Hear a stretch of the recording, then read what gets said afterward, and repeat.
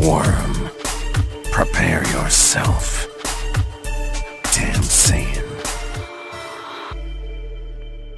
So this is going to be my non-spoiler review for Avengers Endgame, and I want to make it perfectly clear, guys, do not spoil the movie. If you've already seen it, do not spoil in the comment section for anybody who has not seen the movie. I'm going to be monitoring the comment section quite thoroughly, so do not spoil the movie. I'm going to be as vague as possible for all you guys who have not seen the movie yet, so that way you guys can get a little bit extra hype before you go in to see it, if you're going to see it either in the movie theaters or you're going to go see it and wait for when it comes out in Blu-ray and 4K, which I don't know why you would, but to each his own. So let's start off with some of the nitpicks I had with Avengers Endgame. Number one, what Avengers Endgame is not, it's not better, in my opinion, than Infinity War. It's not overall better than Infinity War. Infinity War felt like it was more cohesive. It was telling a really intriguing and very fluid story wrapped around Thanos, and everything seemed to coincide like a play, like a song. It just felt very, very calibrated to tell one story. The pacing was off the charts on that movie, and I remember when I came out of the movie, I knew instantaneously this was my favorite MCU movie, if not my favorite movie that I've ever seen. Now, Avengers Endgame doesn't get to that level, and it's not anything wrong with Avengers Endgame. It's the fact that it's doing a completely different job than Infinity War. Infinity War is a movie wrapped around Thanos, while Avengers Endgame is a movie around the Avengers trying to bring back the rest of society.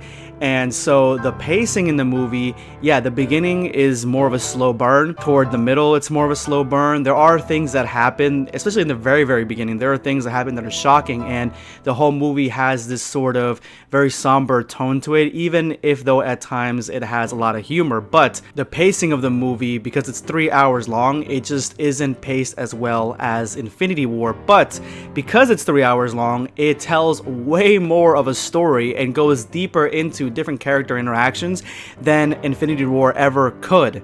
There is one moment in particular that has nothing to do with the fight against Thanos that I really, really loved, and it felt like something that was ripped straight out of an Ant-Man movie, but I really, really loved it. Now, when you get to like about the last hour of the movie, it just kicks into high gear.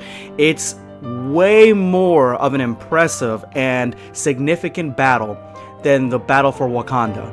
The battle for Wakanda actually feels just like a battle, while the very ending of this movie feels like an all-out war, and it's probably the most impressive battle that I've seen in the movie theaters ever, and actually probably the most impressive battle that I've ever seen in any medium, because it just takes so much out of the 10 years that you've been investing in the MCU and throws it on screen. And I've heard that a lot of people think that the movie has way too much going on. There is a lot of jumbled storylines, fan service, different characters. There's a lot of stuff going on.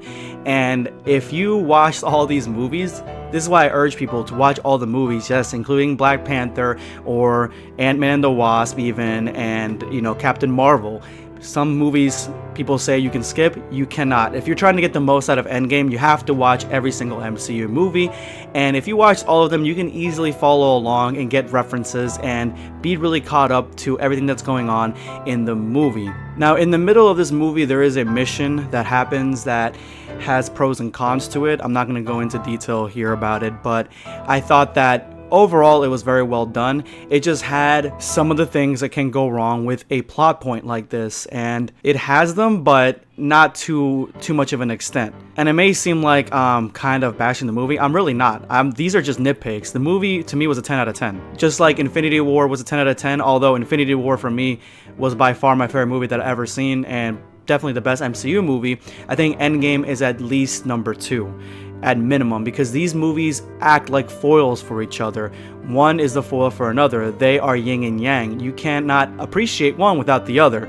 So these two are so closely related that I think that Endgame definitely for me gets the second spot for the best MCU movie that I've ever seen. But unfortunately for me, it's not the best MCU movie or the greatest movie that I've ever seen of all time. It definitely is up there, but it's got a lot of competition with Infinity War. Infinity War was more unexpected, while this movie has a little bit more expectation to it, and they fulfill on some of these expectations, and sometimes they just throw curveballs at you that you have no idea what's going on. You're completely lost and you do not know which way is up, which way is down, and you're left leaving the movie theater thinking about this movie all day, all night long.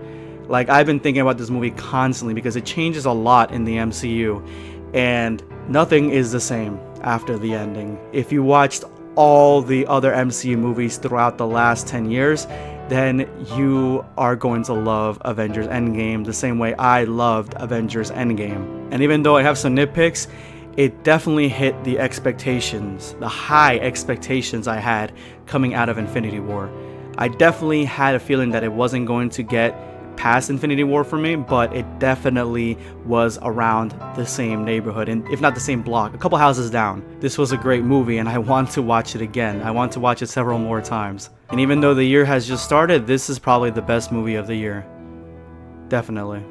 Because this is one huge love letter to the MCU fans. It just is. That is the reason you have to watch all the movies, because there is so much that is referenced from the other movies, so much fan service from those other movies. It's good fan service that I was actually surprised how much there actually was. Way more than Infinity War, way more than any other Marvel movie, and it's all done with respect. It's all done incredibly well, and it's gonna be hard to imagine that they can make a better movie in the MCU, a better Avengers movie than either Endgame or Infinity War. I highly doubt they'll ever do Infinity War again, even get close to it. And Endgame, there's no possible way, because without Infinity War you don't get Endgame, and Endgame had so much from everything that came before that, I don't know, it's hard to imagine them ever topping this. There is one thing I want to leave you all on, and that is, go watch it. The same way that I told you guys to go watch Dragon Ball Super Broly, I'm telling you to go watch this. Support this movie. Obviously, I don't need to kick you down the street to your movie theater because most of you guys are going to go watch it, but watch it this weekend. That's what I mean. If you can, if you're able to, watch it this weekend. Opening weekend, guys. Because there is no greater feeling that you're going to get from being in a room full of die-hard fans for the MCU who understand every single reference, and the energy in that movie theater is just, it's hard to describe. Please go watch it. But besides that, that's all I have for you today. If you've seen the movie, let me know in the comment section below what you thought of it. Give me your mini review. This is going to be BlackScape signing off. Take care, guys.